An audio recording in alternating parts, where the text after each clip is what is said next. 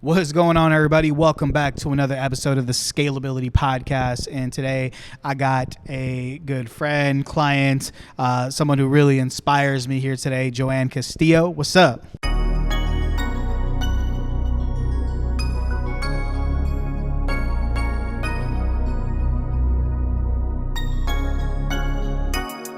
In my season, yeah, yeah.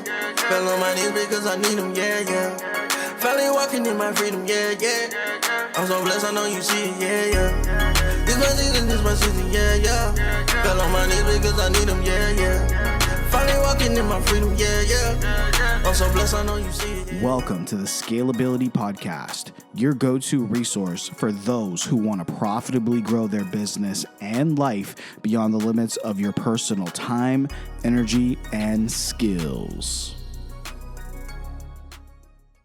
I'm good. How are you? I'm not bad. And actually, thank you first and foremost for having us at this dope location. Yeah. This is sick. It took us like an hour to set up the podcast setup, but here we are.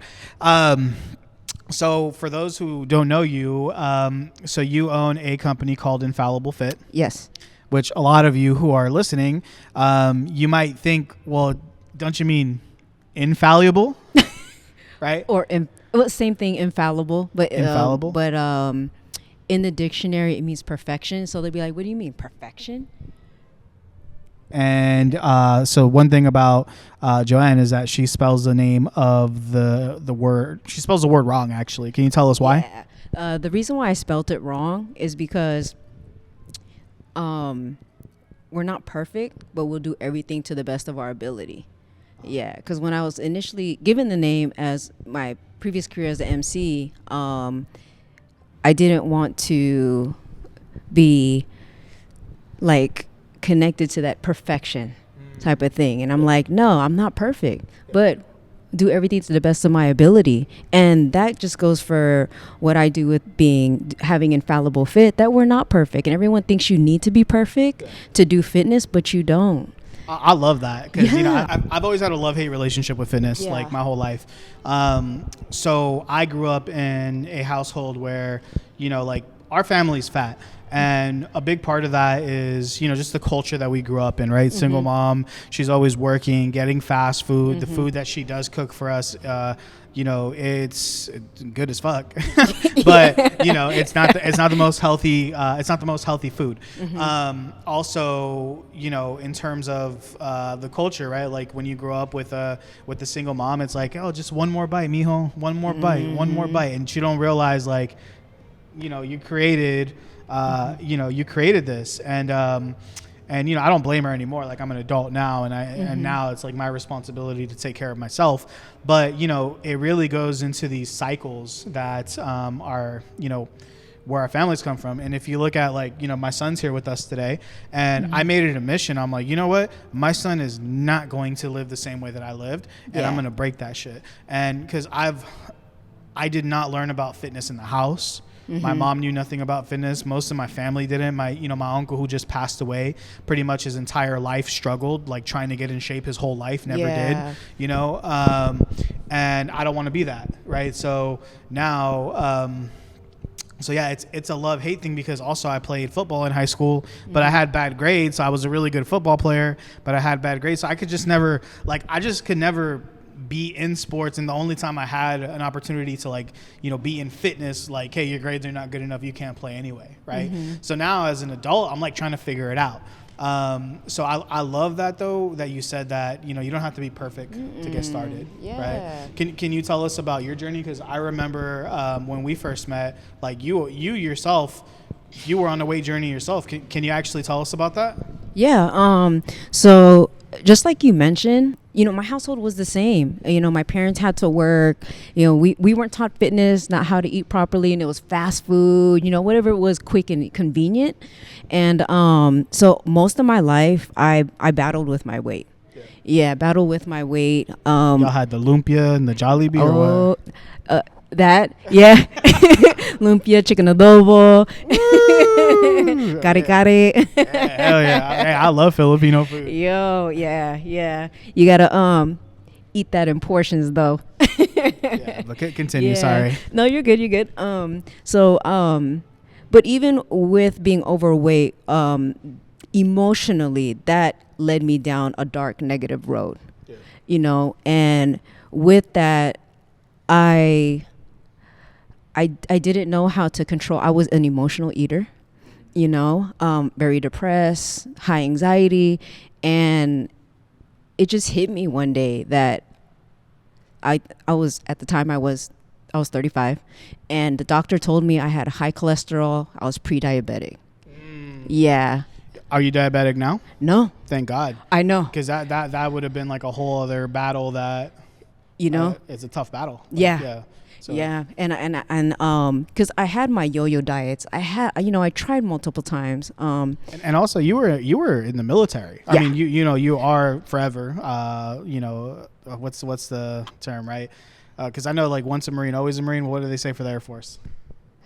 We're Air Force. We're Air Force, right? So Yeah. Also too, like you expect. I think that there's like a expectation from the world, society, like, oh, you're in the military, you're in shape.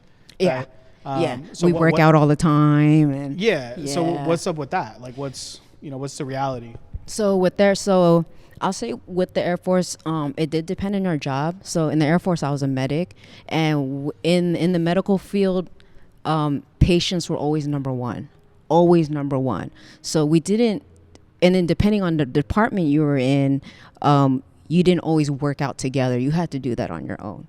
So it was like, okay, you do it on your own. You have a PT test annually. Go. And you still pass the PT test every year? Yeah, like last minute preparing and struggling. Yeah. And then, I let go the rest of the year, and then coming up, I'm like, okay, let me lose this weight really, really fast. But then of course I gain it back after the PT test. Yeah. I didn't know how to lose weight.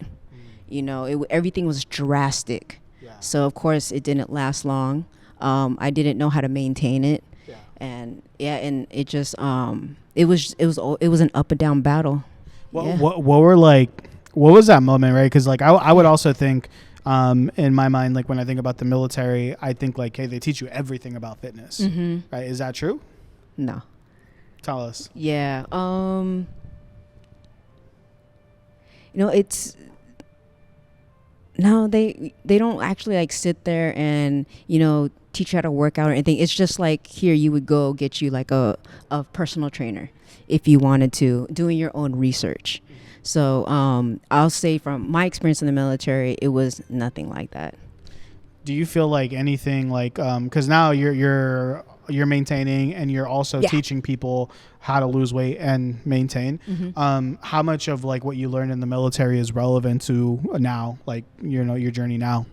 As far as like how I'm helping people as well. Yeah, like fitness, like is it like the discipline that comes into place, or is it like what is it? Yeah, it was the discipline. So the discipline that I learned in the military, once I had set my mind towards losing weight, I was able to transfer that over and just like focus in, tunnel vision, and then take it day by day until I reached my goal. What did your first this last time, because how long ago was like your last because you've been in shape for a minute now, right? Yeah. Like you've been like can you tell us like where you were at, where you are now, and then like when is the last time you like went up in weight and out of shape and stuff? Yeah. So where I was, my heaviest I was 163, and I don't know if you can tell with the cameras, but I'm short. I'm like 4'11" and a half. And a half. No, you better recognize. I gotta put in that half. That's where I was. And then I didn't know how to work out, so I was injuring myself all the time. Really? So even when I was on my journey, I would injure myself, and then it would set back. Like what kind of injuries? I have a tear. I tore my rotator cuff doing a chest press. Yeah. And you know what's interesting? Because like the more I learn about fitness, the more I learn how important it is to like get those ligaments inside there. And there's a bunch of stuff that we got to focus on inside to strengthen Okay, keep going. Yeah. Yeah, so that's where I was. And then with the weight loss journey, I lost 50 pounds. And then from there, when I lost the 50 pounds, I got into competitive boxing. And then that's what actually did help me keep the weight down. Because, of course, I had to be a certain weight class in order to fight. And the weight class I wanted to fight in.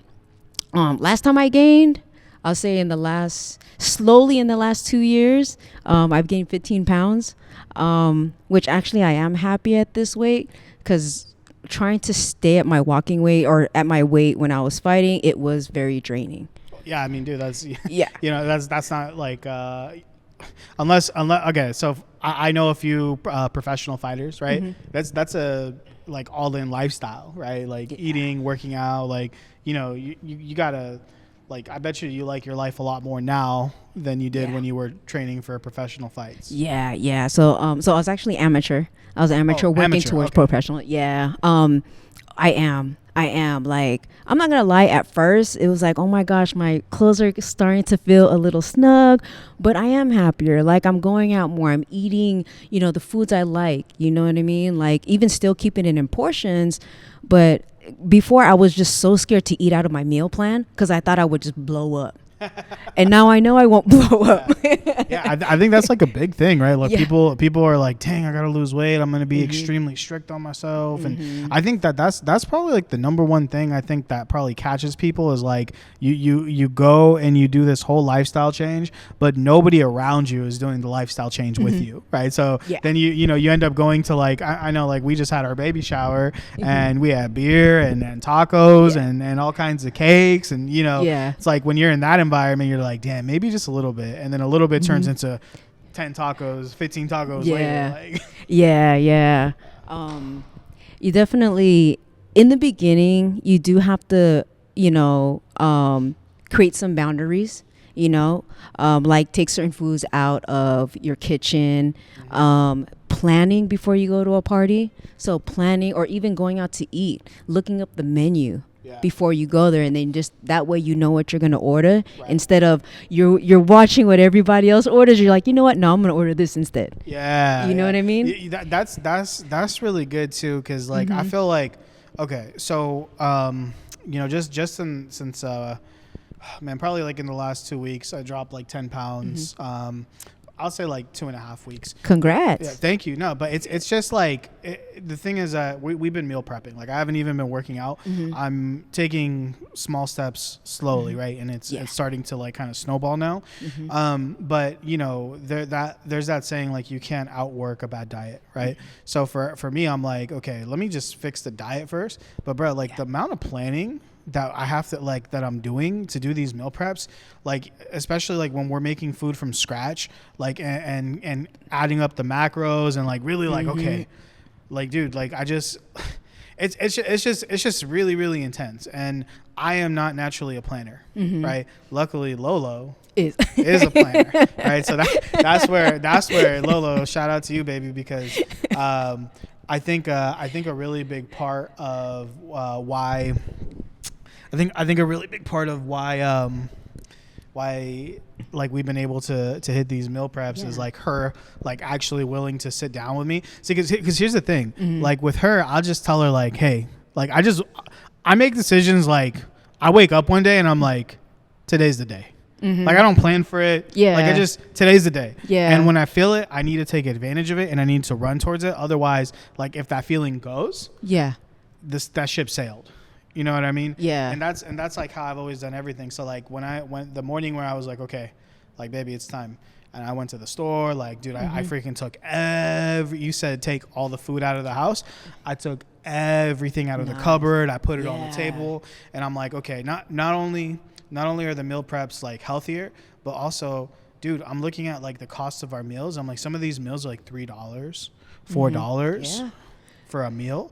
Right, instead of like eating out, and like let me tell you, like I'll be eating out, like I'll spend probably a majority of my money used to go to eating out, and like this last like 2.5 weeks, I'm like, damn, like we got what you see in your bank account, right? Yeah. Well my bank account kind of negative right now because my customers didn't pay their bills, but not just.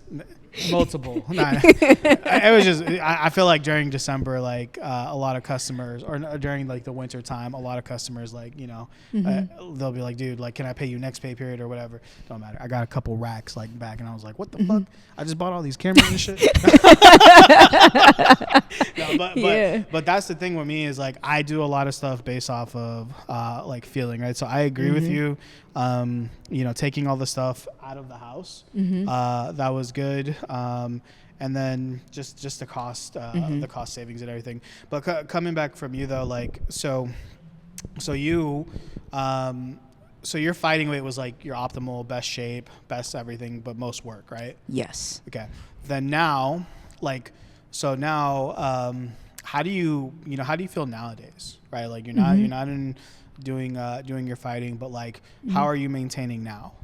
So maintaining now, I went back to a regular like strength routine. So as far as like, you know, making sure that I'm keeping my movement patterns, I'm improving those. So my hinge, my squat, you know, pushing, pulling, I took it all the way back down to the basics. Wow. Yeah, because I want to get better at the movements. Because for me, it's like I'm teaching my clients squats, but my squat is not that good, and I need to be an example. Yeah. So I feel wrong, you know. So I went back to the basics. Yeah. Okay. And you know what? So obviously this is a business podcast, guys, and I'm just really trying to like help you understand, like, you know, Joanne, her background, like all the struggles that she went through to get to where she's at right now. And we're gonna start getting into the business side here. But just like for the weight loss side, top 3 tips, if you can give them to us in a minute or less. Top 3 tips for somebody who's like ready to get started now. Ready to get started now. Know your why you want to lose the weight, because when it gets hard, that's what you're going to need to go back to keep you pushing. All right. If you need to, seek a professional help to get you started. You know, it's not a cost, it's an investment. And, you know, that person will help you lead that sustainable life that you're looking for. And second one, support. You know, yes, there will be people who will try to like, you know, derail you from your goals, but find that support, even if it's like a Facebook group or something like that. It's very, very important, especially in the beginning of your journey. Yeah. And third? Oh, that's my third one. Sorry, you said second. That's all good. But yeah, I mean, there you guys have it for your own personal journey, right? So now, because I feel like, you know, before,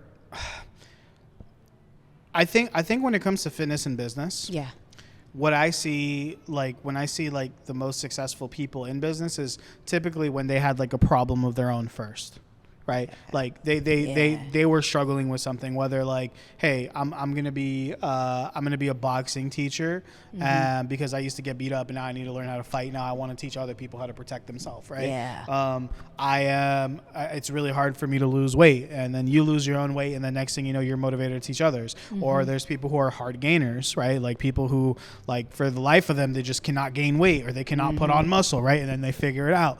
So I have a question because, you know, like what qualifies you to like, because your clients, I would imagine a lot of your clients don't look like you. They're not your height, maybe not in your situation. So like what qualifies you to work with someone who, you know, isn't in your situation that you were in? As far as like us having the same journey? Yeah, like maybe you know, I don't know, like maybe someone okay, let's say someone has diabetes and they're overweight, and you know, because they're in an insulin rat race. You know, like what qualifies you to help that person? Right. So as far as like the diabetes, the insulin part, I would definitely have their doctor do that part. But for me, the weight loss part, because I was pre-diabetic, so I know how that feels. I know how that scare feels. And then even like the overweight part, I know how it emotionally feels. Because a big thing when it comes with fitness, it's more than the physical aspect, is really, really the emotional aspect of it, of how they feel in the inside. And you got to be able to connect with them. And I know how to do that because I've had that journey. And I definitely walk alongside them. I want to let them know that. I keep it approachable. I create a safe and empowering environment for them so they can unleash and, unleash their full potential. Love that. Yeah. Hey, and you know what? So, all right, we're gonna go now. We're going straight to business now, okay. Right? Okay. Which probably like people who are listening to this are like, finally, like, dude, this is a business podcast. You guys are over here talking about personal weight loss and stuff.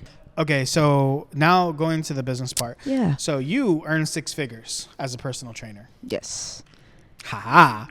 So, because here's the thing, man. Like, let's get to the business part, right? Okay. So first of all, congratulations. Thank you. That is no small thing, right?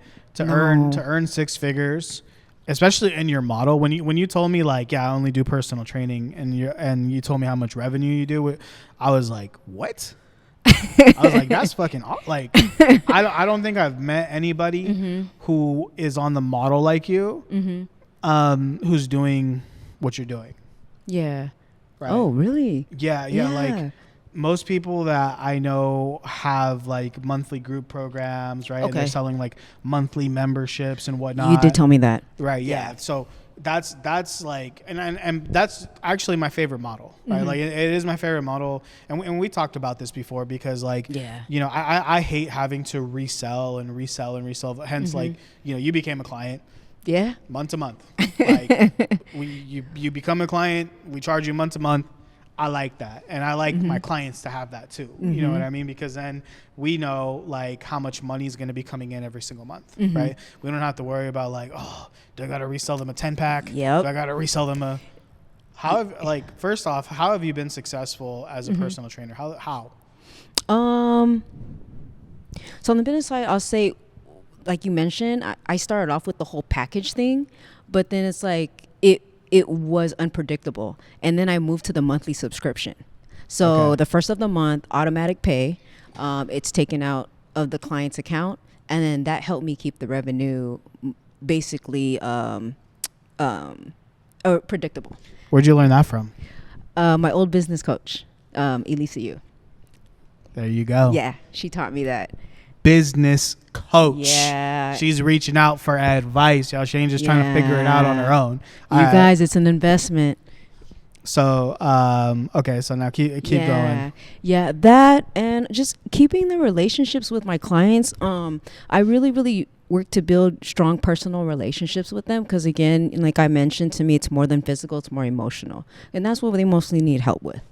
And being able to keep those long-term relationships. So you said it's not just physical. No. It's also emotional. Did you say it's more emotional? Yes. Interesting. Yeah. Huh. Yeah. Break that down. The reason why I feel it's more emotional is because, when it comes to our body image, especially what we see on social media, we compare. We compare any beliefs, anything that we're told when we were young. Like I was told a lot that I was fat and I was overweight. So those emotions, the insecurity and everything, we come in, we do fitness so that we think that to fix those things, and it is true, when you lose weight, and I'll say for myself too, when you lose weight, you do start to build confidence, you feel better about yourself, you do. But you also, that alone is not going to fix everything. So when I first lost my weight, yes, I got confident and, that's why I started competing and stuff. But when COVID hit, I gained weight again and all my old habits were still there. Emotional eating, the insecurity, everything. And I was like, you know what? I did not work on none of that stuff. And that was very eye-opening for me. So I changed it to where it was more me connecting, not so much as a psychologist, that's out of my, scope, but being more, having more of a personal connection with my clients and feeling them and paying more attention to the words that they're saying. So that's so deep right there. Yeah. Because I think a lot of people miss the mark for this reason right here. Yeah. Right. So we talk about like client nurturing, right? Yep. I think a lot of people don't think to nurture their clients, right? They're just like, they come in, they get their workout.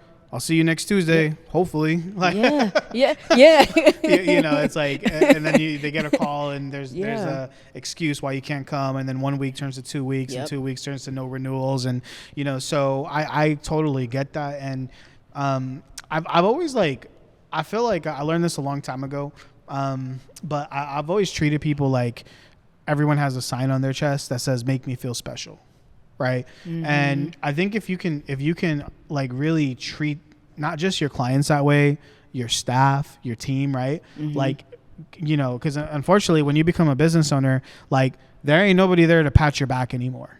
Like you gotta pat your own back, right? And you're the person who's teaching everyone else, like, or not teaching, but you're the person who's making everybody else feel special. But I think like that's like probably one of the biggest missed opportunities is people not learning also how to develop that, how to go deep with clients, right? But is that so? And let me ask you this, because I know you're Filipino. Yeah. And let me tell you something, like, I mean, I own a company that employs hundreds of Filipinos. I've been to the Philippines. Okay. This is not like, it's a culture. It's not like a one-off like thing. It's a culture. Like when I went to my own country, Nicaragua, and I was like mixing and mingling with my own people, like, yeah, I felt taken care of, kind of. Like, you know, it felt like there was actually more resentment under there, like, you know, than there was like I actually genuinely care about you. But when I went to the Philippines, it's different, huh? Like wholehearted love, wholehearted, and they really want to like take care of you, make sure you're good. So is it a Filipino thing or is it something that you learned? I want to say both. Tell us about that. Because Filipino thing, like, I mean, my mom, you know, she's just like that. Actually, you know what? This is when we just had a baby. And when we were in the hospital, we didn't want any nurses that were not Filipino. Are you serious? I swear. Because I will say there was like this one lady from Egypt who was like hella nice. She was a lactation specialist. But besides that, anytime like a nurse would come that wasn't Filipino, we were like, oh, hell no. Really? Like, the Filipino nurses were the best. Like, period. Like, all right, sorry. Go back to your mom. Yeah. So my mom, she's, you know, she always had like a kind heart, always wanted like to help people, you know, that. And then learning was because I know how it feels to be put down, you know. I've had people be condescending, you know, talking down. To you? Yeah. So why? I know how that feels. I want to say you're nice as fuck. Why would people do that to you? You know, I was around the wrong people, and they just took that as a way to just use me, because I was so nice. I didn't know how to say no in the past when I was younger. Yeah. You know? Yeah, you had to learn that. I had to learn that. Yeah, I had to learn that. And because I know how it feels to be treated a certain way, and I know I don't want to make people feel that way. Right. You know what I mean? I mean, I do my best. I hope I don't make people feel that way. But so it was coming up that way and then learn from my experiences. Totally. Yeah. But tell us more about your mom, though. Yeah. My mom, she's quiet. I say she's really quiet, shy until she gets to know you, and then she'll start, you know, talking a bit more. Very reserved. Very, very sweet, kind. Does she keep the food coming? You know, she doesn't. I do. Okay. The roles switched around. Okay. That's all good. That's all good. Yeah. So, yeah. High protein, though, right? Yeah. High protein and like snacks. So instead of getting like, I don't buy like the regular size chips or whatever. I get the single packs. Really? It does cost more, but we know we're eating just the serving. Yeah. Okay. Yeah. Sure. Another little trick, kind of maintain. That's why I'd be buying like the little meal prep packs, like the little meal prep containers and stuff. Right? 'Cause if I don't do that, I know I'm gonna fuck shit up. But and you keep it to that, right? Yeah. You got to fill up on like veggies or like apples or whatever, like stuff that's not gonna completely mess you up. Yeah. But okay. So how much of your personality would you say you got from your mom? You know, I'll say about maybe 80%. 80%? Yeah. Other 20% is your pops? My pops, yeah. Tell us about him. My dad, he was a very hard worker, businessman. You know, I will say, you know, coming to here, America, being an immigrant, I didn't see him much because he had to work. Were you born here or over there? Here, first generation. First generation. Yeah, Bay Area native. Hey, Bay Area. Yeah. But he came over. What part of the Philippines? He's from Pangasinan. Pangasinan. So by Alaminos, so like on the west side of Luzon. Okay. And then my mom's from Ilocosur. So I'm Ilocano. Okay, that's what's up. That's what's up. So, okay, coming back to the business side, right? Yeah. So basically, you know what's interesting is that your vibe attracts your tribe, right? Yeah. And I'm so curious, right? So for those of you who don't know, like I'm going to give you a little bit of context on what we're working on right now, right? Yeah. So we said that Joanne earlier is a client. So what is she actually a client of? Well, she's hiring virtual assistants to our company. And when we originally met, Joanne made it very clear, like, hey, I have a desire to have like a gym that has monthly memberships, and like converting my gym into that instead of just personal training. Yeah. Right. So, so pretty much we're not only building a virtual team, but we're building like that entire platform because, like I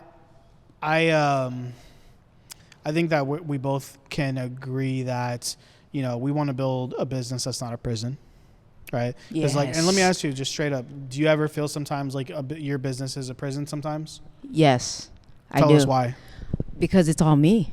If I don't work, I'm not getting paid. If I don't do like the social media or the admin stuff, that stuff's not going to get done.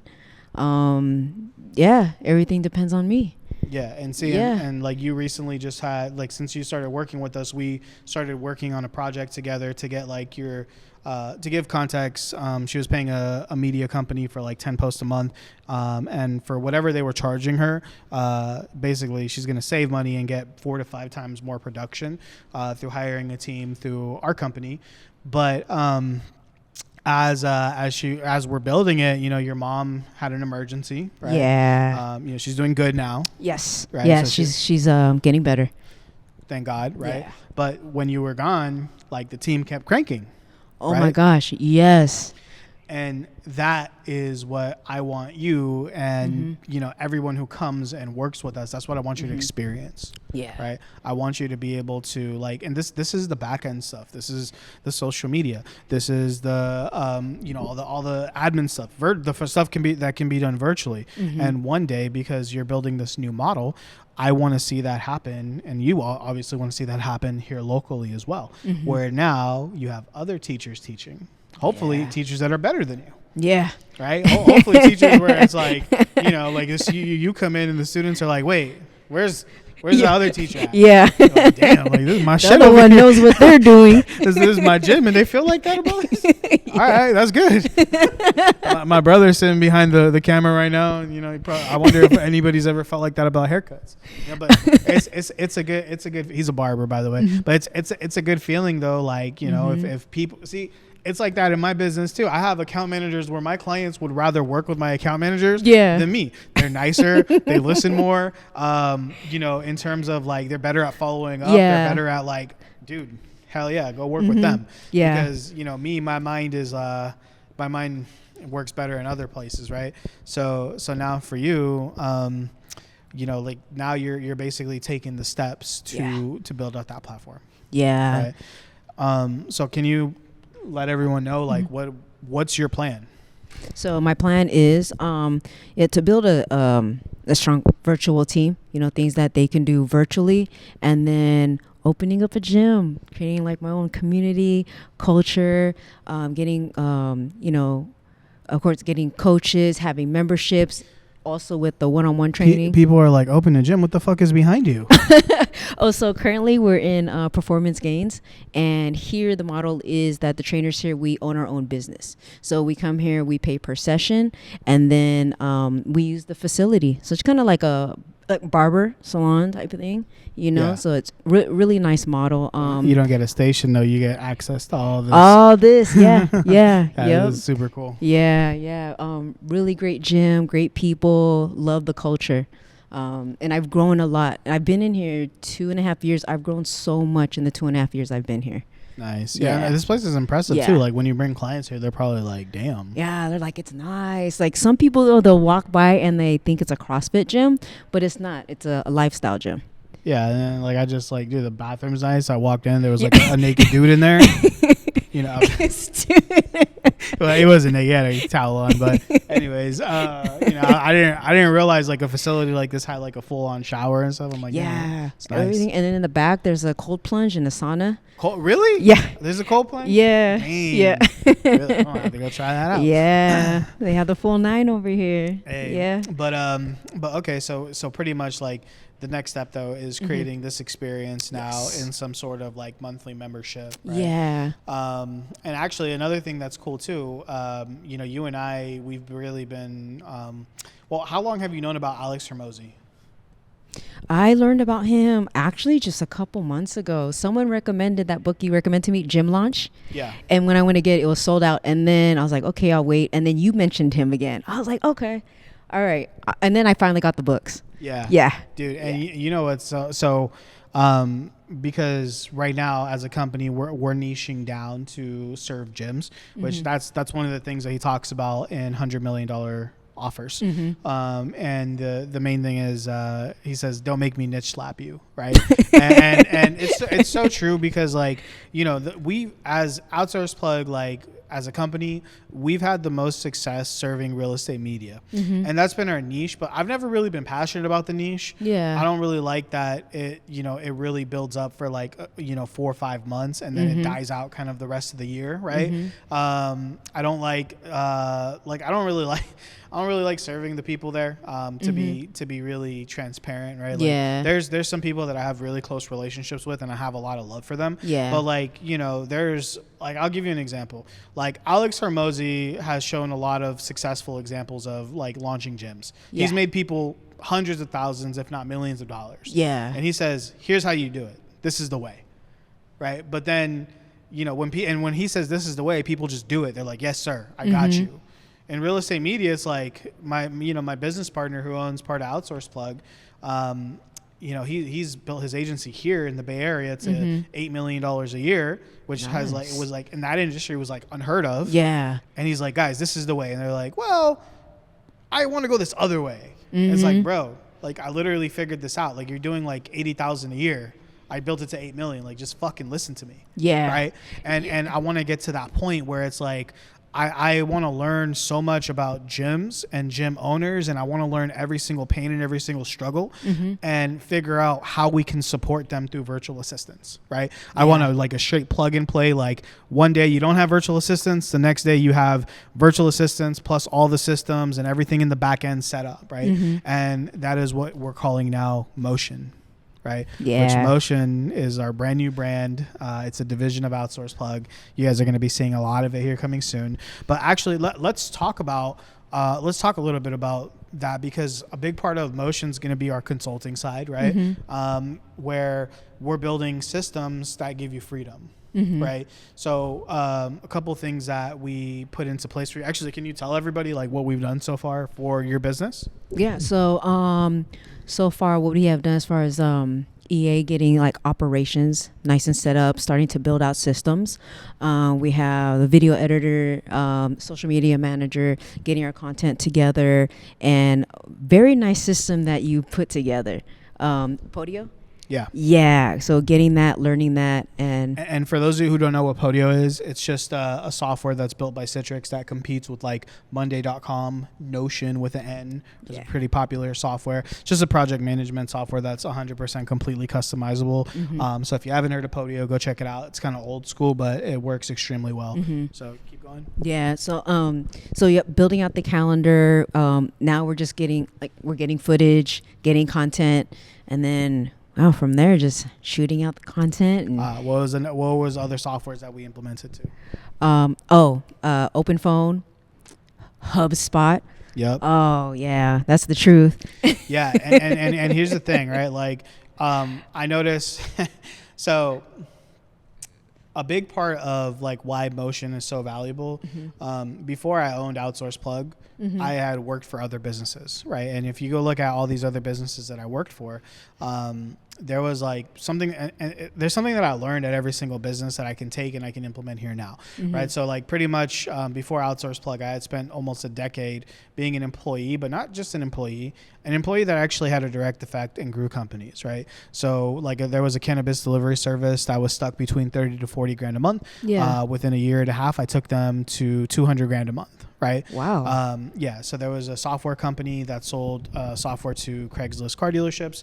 I took them and 4 times their revenue. Right. I used to work as a manager at AT&T, and when I worked at AT&T, if you guys know about Oak Ridge Mall, it was an AT&T third-party retailer, and it was the slowest store in the market of all the stores, and the number one store was in Hayward, I think it's Southland Mall, and we took the slowest store to compete with the number one store, right?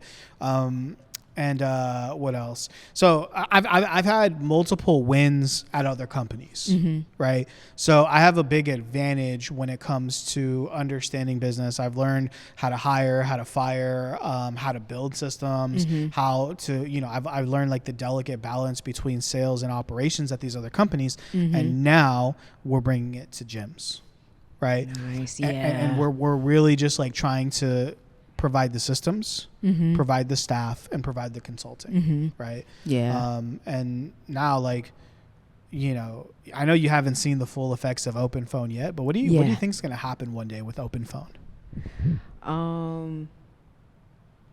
I think with that, it's going to, I think as far as like, it's going to help with customer service, sales,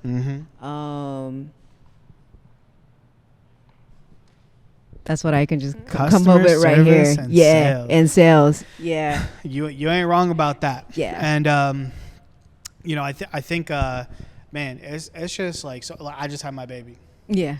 Right. Oh, I think we also set up Slack too, right? Yes. Yes. So that was another thing, right? Like, so okay. For you gyms out there who are looking to scale, I feel like those are some of the most crucial systems, right? Even if you have MindBody, you need a different CRM, and I highly recommend HubSpot, highly recommend OpenPhone, Slack, and having a project management system. Those 4 things where they can all like plug into each other and work simultaneously, helping streamline your process is going to be one of the most valuable things that you can do for your gym. And the reason, like I just had a baby. And any calls that I got for business went to my business phone, and guess what? I didn't answer that shit. My virtuals answered that stuff. My virtual assistant team answered those calls. And this whole, this is like my first time out since the baby's been born. This is the first time out since the baby's been born, and again, I check my messages maybe once a day, catch up on stuff. Yep, approve this, approve that, approve this. All right, great. Thank you guys. Go for it. And this is like eventually what you're going to get to as a gym owner, right? We want to give you those KPIs. We want to give you like, we want you to understand how many leads are coming in, how many leads are closing, how long it takes to call those leads, like what's converting, what like, we want to get all these things where eventually like your gym becomes a battle, like you just have like a battle station, right? Like Air Force. Yeah. You're looking at charts and graphs and you know what I mean? Yeah. But okay, sick with it. So that's pretty much like where we're at with Joanne. Yeah. Right? And it's made a difference. And we're just implementing all of that. Yeah. It was like what, a week and a half? Yeah, not even that long. Yeah.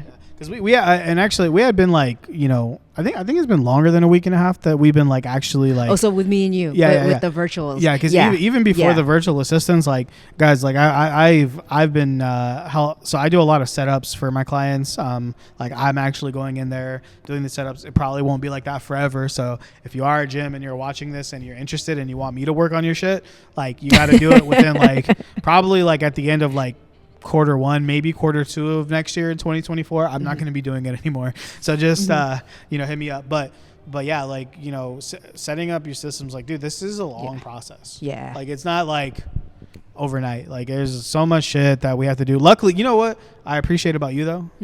You're very tech savvy. You're very tech savvy. Yeah. So like working with you was like easy, where like having to like port a phone number sometimes is like pulling teeth. Yeah. With you, like you just like got it. Okay. So if you could say like, what is because we're going to Florida in May. Yes. We bought GymCon tickets. We're going to go. I'm going to be probably the only one without a gym. Now there's probably other people there, like vendors too, right? But I think so. But what do you actually hope to get out of GymCon? I want to definitely network. Meet more health wellness professionals. I want to know what their problems that they've ran into. What are the solutions? The things that I can learn from them that can help me in my process. And just so I want to gain more knowledge on that, especially more on the gym side and more on the business side. So once we go there, like, I guess as of right now, like you're currently actively looking for another location, right? Like for your own, to have your very own one of these. Yeah. I hope it's going to be as dope as this. The space is nice, right? It's tight. Yeah. It looks like, it straight up looks like Equinox in here. Hold up. Little mini Equinox. But okay. So you're currently working on that. I guess like, your future you is going to be watching this podcast. Yeah. 1 year from now, what do you got to say to future you? Like, talk to her. Even though you're nervous about your next step, do it because you are going to do it. Take that step. Do it because you are going to do it. Yeah. I mean, looking at it like, I'm happy I did it. Yeah. Because I am. It's like the next big step. I am nervous about it, excited at the same time. But I'm not going to, as much as my mind kind of tells me things and some doubt comes in, I'm not going to back down. Damn fucking right. I'm not going to back. I like that. Yeah. So now I want to end this podcast with like giving value to people who want to be in your current position right now, right? Because sometimes there's steps to this, right? Like you're getting to the point now where it's like, okay, I'm making six figures, making six figures doing this, but I want to get my own location. And your step was like, you got money now, and now you're making investments, and then now it's like, now I want my own spot. Yeah. But like, let's say somebody is like, they're trying to get into personal training. Maybe they don't even know how to be a personal trainer. And then, so like, what advice would you give somebody from like not knowing how to train, but wanting to do it? And then after wanting to do it, getting to six figures doing it. So someone that from the beginning, wanting to do it, definitely want to get the education on it. Get the education on it. Talk to other fitness professionals that you trust. And get that knowledge there. And then also, just getting into it, because you're going to learn as you go. There's even times now, I've been in business 5.5 years now. I'm still learning. Sometimes I still get nervous. So you just got to jump into it, keep track of any mistakes that you made, and then adjust from there. And then once you start getting into it, you really, really want to know the type of people you want to work with. Before that, you got to have the heart for it. You got to have the passion for it. And I see that because there are some trainers who just kind of get into it for money, but it's not a field just for money, right? You really got to have the heart for it. And then after that, know the type of audience or target market that you want. And that's going to be from, at first accepting all types of clients. And then from there, you start weeding out the people that you want to work with and you don't want to work with. Definitely early in the game, invest in a business coach. That's one of the things I did, as much as I was holding back, but it was like one of the best things I did. How do you, so we live in a world right now where everybody's fucking selling business coaching. Yeah. Okay? Everybody's fucking selling business coaching. Yeah. Okay. And there's a lot of people out there who are not qualified to be selling business coaching, but they do it anyway. I think it's really unethical, but it's out there. How do you tell who's actually a good business coach versus a bad business coach? How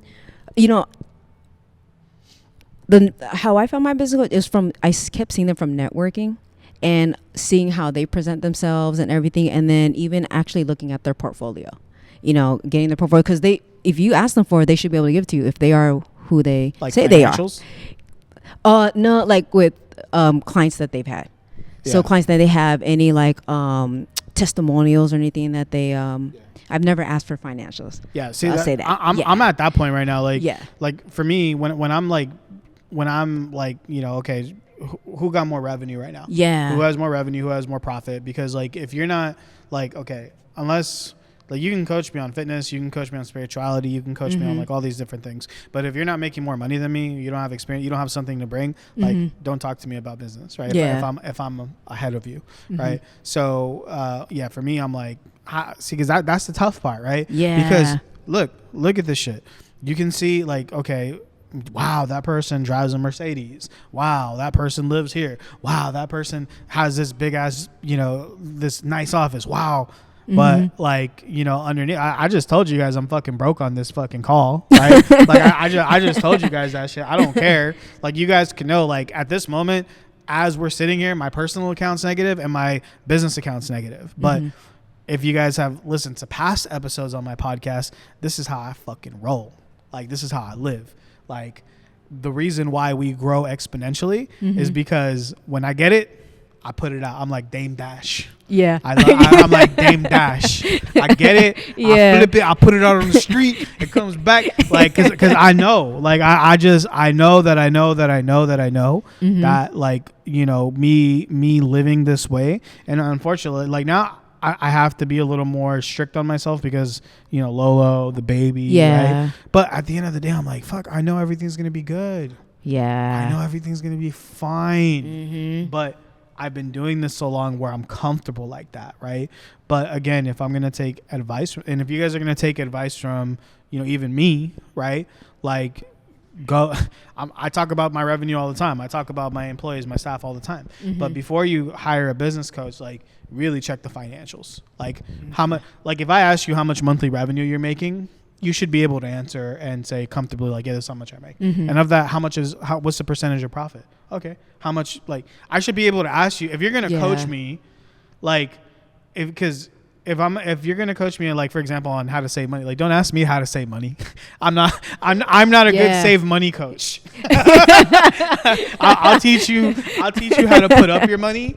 Like, I'll teach you how to put up your money. So, you know, like, for example, like, hey, do you think this little setup that I came here, is this kind of impressive? Yeah. If, like, let's say you were a potential client right now and you're like, who is this fool? And I rolled up like this, like, But you got it going on, and you told me you're still building. Like, basically, this is not even everything. We're Outsource Plug is a 7-figure business. Within the next 2 years, it's going to be an 8-figure business. Nice. Right? We're going to get to 8 figures in the next 2 years, and we don't do it by being little bitches and saving money. We do it by fucking putting everything up. And if we can't pay the rent, I'm gonna be like, Mama, I need a room. I need a room for a few months while. See the way my bank accounts are working, but you know, but that's just, again, like, if you want to do something big, it's like, fuck. I think Elon Musk slept, like, you know, him and his brother fucking slept in their office while they were building Zip 2. You know, and during the daytime they had the website up, and during the nighttime he worked on it. That shit's risky as fuck. Yeah. Right. You know, so I think if you're going to build something big, you're going to build something meaningful, you need to have that risk tolerance. So if you want to talk about that, if you want to talk about, like, you know, going from a $0 business to a 7-figure business, I got you. And then in 2 years, if you want to talk about going from a 7-figure business to an 8-figure business, in 2 years, I'm going to get you. Watch. Putting that out there. So again, so for and I'm just being very, very, you know, I want to make sure we touch on this point well, because like, you know, sometimes, like, you know, sometimes I was talking about this with my brother on the way over here. Like, you know, hey, if you're Christian, you tithe, right? And we were talking about, he was like, yeah, I tithe off my gross. And I'm like, yeah, you're a barber, fool. Like, you can tithe off your gross. But some people, you know, they make, you know, 2-3%, 5% profit on their business. And if they tithe, you know, if this bench cost me $100 if this bench cost me $95 and I sold it for $100 and I tithe 10%, fuck, I made 50 cents. Like, hold up. Like, no, you tithe off your profit. or if you're W-2 employee, you tithe off of what you make W-2. You don't tithe growth. Like, you know, so, but my point is, like, you know, make sure that, like, when you actually, and actually, I will add this, when you hire a business coach, hire somebody specifically who has done what you want to do. Hire someone who has done what you want. That's why we're paying Alex Hormozy. I paid, how much you pay for your ticket? I think it was $7.97. $7.97, something like that, right? Yeah. So I'm paying a guy to learn an industry. I'm not even in it. But you know, and that's like just the gym con. I know if you want to like go be a client of his, like on Gym Launch, it's like $16,000. Oh, I didn't even see that. Yeah. It's like if you want to be that client, you can go and it'll be like, you know, that much money. But when you find somebody who knows exactly what it is that you do, who can speak exactly into what you do, they're going to be expensive, but it's going to be worth every fucking penny. And again, just make sure you check that portfolio. Make sure you ask about the finances. Make sure, like, yo, you in a Mercedes, is it paid off? Like, you in a house in the hills, is it you own or rent? Like, what's your strategy behind the renting? Why do you rent? Okay, you rent because it costs you half to live there versus if you own it, you pay double and you okay, I like that logic. Yeah, makes sense, right? Like, you know what I mean? Like, don't be afraid to ask questions, especially if someone's going to try to take your money. Like, hey, if you want to become a client with us, ask us 101 questions. Please do. And ask me, I'll give you every reason not to be a client. Yeah. I'll tell you every reason why you shouldn't be a client. And then, you know, if I can tell you every reason why you don't want to be a client with me and you still want to be a client, all right, like now you feel like you're making a good decision. Yeah. So that's, sorry, kind of build up a little bit on the business coach thing. All right. So now you hired a business coach. Keep going. Yeah. Hiring a business coach and then an accountant. Making sure, like I've always made sure to have an accountant. What do you use for your accounting right now? I'm currently started working with Tax Hack. And I believe Tax Hack. Yeah, Tax Hack. They're in Southern Cal. Okay. Yeah. Tell me about them. So it's fairly new relationship. They're also doing my bookkeeping, and what I love about them is they have their bookkeeping team. They have the account manager that I directly speak to, and she talks to everyone else, and they have the accountant there.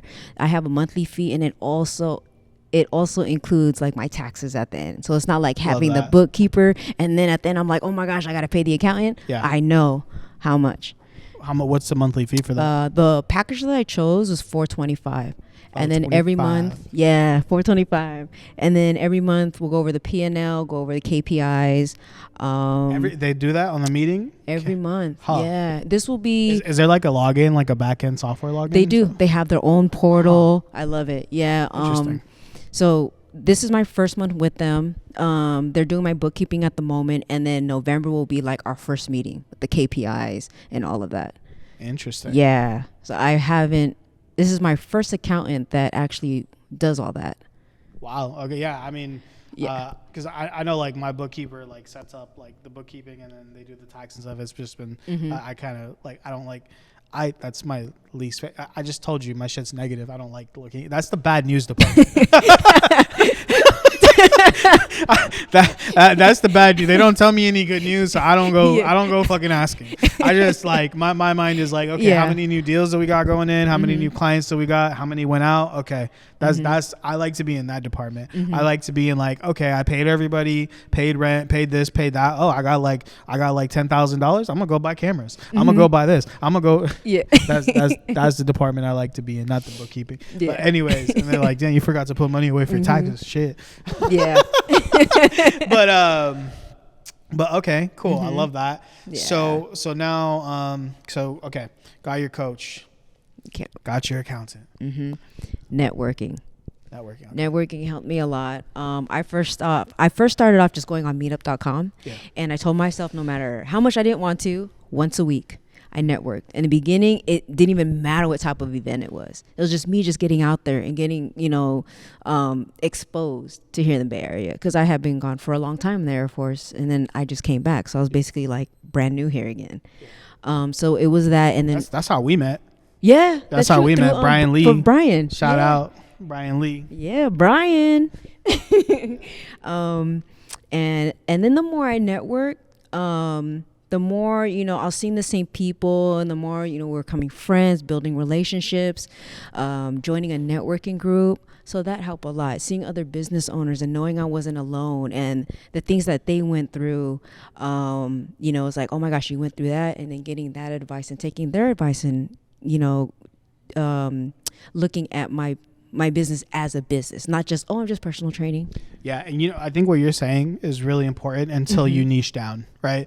Because for example, like I'm going to give you guys an example. At the beginning, while you're still figuring out who you want to serve, because like you don't know who you want to serve. At first, right? No, you think you're for everybody at first. Yeah. And even with Outsource Plug, I'm like, dude, okay, yeah, we did 7 figures and like we made most of the money in real estate media, but I don't really like that niche, you know? And I'm like, okay, I'm looking at my other clients, like who else do we serve? Okay, we got debt collection, we got a construction company, we got moving companies, we got and I'm like, you know, these gyms, I kind of like working with them. I like these guys. They inspire me. They're making change. You know, they got monthly revenue. You know, they're inspirational. Maybe if I'm around them, I'll start to look like them. Yeah. That's the one. It changes your mindset too, you know? Yeah. And I'm just like, again, guys, I've already taken this thing to $1 million plus. Excuse me. I've already taken this thing to $1 million plus, and I'm barely making a decision on a niche. And why does this matter when it comes to networking? The reason, you know what I always notice? I notice when I go to get a coffee and I talk to the person behind the counter, I'm like, dude, or they're like, yeah, I want to start a business one day. And guess what kind of business they want to start? Well, if they're behind the coffee bar, well, I want to start my own cafe. If I go to a bar, like a, you know, drinking bar, alcohol bar, and I ask the bartender, like, what kind of business do you want? Well, I want my own bar. And when I go to get my haircut, I'm like, what kind of business do you want? Well, I want my own barber shop. When I go to the gym, and, you know, so the thing is that, like, a lot of times people want what they know.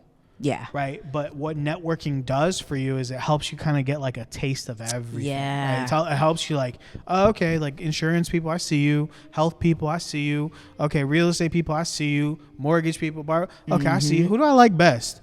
Okay, now I can figure out who I want to serve. Right. And that's, and you know, cause now, like, I'll give you an example. So Outsource Plug, a majority, 80% of the business comes from my network, just me networking. Hey, what's up, guys? I'm Anthony, rolling up, right? Now, and that's how I got business before. Now, hey, we serve gyms. Guess what? That changed my whole approach. Where are gyms? I go to Facebook groups. I don't need to go out to network. Now I go to Facebook groups. I go to mindbody.com. I scrape 30,000 leads. I have my team cold call them. Now that's my networking. I don't go out and network anymore because if I bump into lawyers, if I bump into debt people, if I bump into whoever, I don't serve you no more. Yeah. I'm past that now, right? Yeah. So now with you, it's like, okay, like let's say you were a personal trainer only for veterans. Well, there's a very specific place where veterans hang out. Yeah. Where? Like the VFWs. Like all the veteran, there's VAW, DAV, all those. Let's try this again. Yeah. I'm a personal trainer who only trains nurses. Where do I go? Hospitals. I'm a personal trainer. Yep. I'm a personal trainer who only trains executives. I'm a person like when you niche down, you start to put these people in a barrel and you just pop. Like you start to like, okay, that's probably, you don't shoot your fucking clients. Sorry. And then you see where they hang out. There's a saying, you shooting fish in a barrel, right? I haven't heard that. there's a saying like that, but basically it makes it easier. And you said where they hang out? Yeah. And then you try to see, okay, where do they hang out? And then, you know, you'll start going in there. What do they read? You know, are they more on Facebook, Instagram? You start, you know, getting into their mindset. LinkedIn, the professionals, busy professionals. Right, like our gym owners on LinkedIn? Yeah. Well, not really. They're more on Facebook, though. Yeah, or Instagram.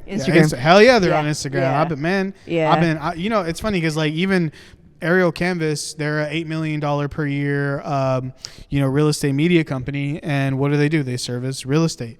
Like all these, I see so many broke videographers everywhere. And it's because they're trying to serve everybody. Like, pick a fucking niche. Yeah. Pick a fucking niche. Yeah. And you know, at first you feel like if you do that, you limit yourself, but you really don't. No. Yeah, you get to really learn about like them. Yeah, their attitudes, personalities, you know. Hey, I'm a nurse personal trainer, and you know what? I'm gonna do a free. Your first session's free, and actually, because I don't know, I'm doing a promotion where every person that comes in for a free session, I'm doing a Hoka shoe giveaway. Because you know what? When I'm in the hospital, every one of those fucking nurses is wearing Hoka shoes. Oh, and pens. Medical. We love pens. Okay. You're right. See, but like when you start to get into the mind of like, you know what they want. Yeah. It's like, see, because it's like, if I don't know, bro. There's things that like Air Force people know about each other before they even meet. The way you just even carry yourself. Yeah, and then Army, they know when it's Army or Marines, Navy. Yeah. Because y'all Air Force people stuck up, right? Something nah. Like that. No. I'm kidding. I know that like, you know, different branches roast on each other, right? Like, we Air Force gets roasted on a lot. Yeah. The stuck up part, that's a myth. We got better food than y'all. We got better facility. No. We do. No, my cousin's a Marine, right? And he tells you. But anyway, so but niching down, right? Niching down, like, what would you say right now is your main niche? Right now, my main niche, you know, I'm actually in the process of niching down. Right now, what I do is I work with busy professionals, and I help them with like their functional strength. I complement their daily lives. Yeah. That's what I do. So, you know what's interesting about what's interesting about niching down is like, you said it earlier, like you feel like you're leaving a lot on the table, but you're really not. Yeah. I'm in the process of it now too, but like, it's like the more, see, because I did niche in a way where I was like, okay, I'm going after this avatar, and my ideal client makes at least $1 million. Like, I had like this whole checklist of like, okay, here's what I went after. But when I went after it, I'm like, damn, we got e-com companies and software companies and marketing companies, and then inside of each of those, there's like all these, you know, there's copywriting marketing companies, and there's paid ad companies, and there's graphic design marketing companies, and there's fucking real estate marketing companies, and there's this, and you know, it's like, okay. And it's crazy how, like, when you just finally select one, like, you start changing how you speak. You start changing everything about how your company communicates to the world. Yeah. Right. It's interesting, man. It's interesting. But you know what? We're already like an hour in. Yeah. So, you know, let's end this out strong. So. Okay. Again, we're talking to the person who wants what you currently have right now, right? They want to make 6 figures. They want to be a personal trainer. So you said get a business coach, get you know, get your accounting right, networking, right, and then eventually pick a niche. And you know, what do you say to that person right now who they're in it, they're not doing very well at it, they feel like giving up? Like, what are you gonna tell that person? Definitely look at the bottlenecks. What's going on? Why isn't it growing? And then once you figure that out, get the help that you need. Like, don't look at those things as a cost. Those are investments. And believe me, once you invest in that, you're going to be so happy you did, because that's just more headspace, you know, that's more space for you. And then you can start really focusing on the things that you're strong at. Really, and then take the time to write down what are your weak points and what are your strengths. And then outsource, delegate that. Interesting. And let's say that somebody wanted to get a hold of you. Like, well, first off, if somebody did have questions about personal training, are you willing to help? Oh, of course. Yeah, definitely. So where can they reach you? So Instagram, Facebook, it's Infalible Fit, INFALIBLEFIT, and then website's the same, www.infalliblefit.com.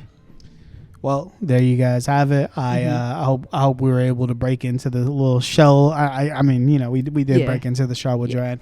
But I appreciate you having us. Thank you. I'm excited to see what this, especially this next year, holds for you. I'm excited. Thank you. I'm excited. I think when we come back, we're in October right now. Yeah. I think October 2024.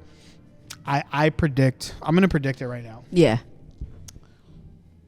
Think your best month has been like around 14K? Yes. Okay. So I think that October 2024, I think you're going to be at least 55K per month. All right. At least. I think you're going to have your own building. And 55K is minimum. I think you're going to have like maybe 2 or 3 other trainers working with you. And I think that you're going to have a beautiful combination between a monthly group plan fitness, and I think you're going to be making a killing on personal training, because selling personal training is not easy, and you did the hard part first. Easier Got part. that out the way. Yeah, that's out the way. So you know how to do it. Yeah. So I think that people are gonna be wanting to flock to work at Infallible because they understand that they're gonna make a living off of the salary that they make for teaching group classes, but they're going to make their fortune off of selling personal training through your personal training system. And I think that people are going to want to work here because of that. And you're going to, I think that you're also going to have people that are going to be able to make, 6 figures through your gym as employees. Yeah. Dang. That's what's up. I'm saying it right here. Yeah. Watch, and it's either that's minimum. It's probably going to be better. So, yeah. All right, let's get it. For sure.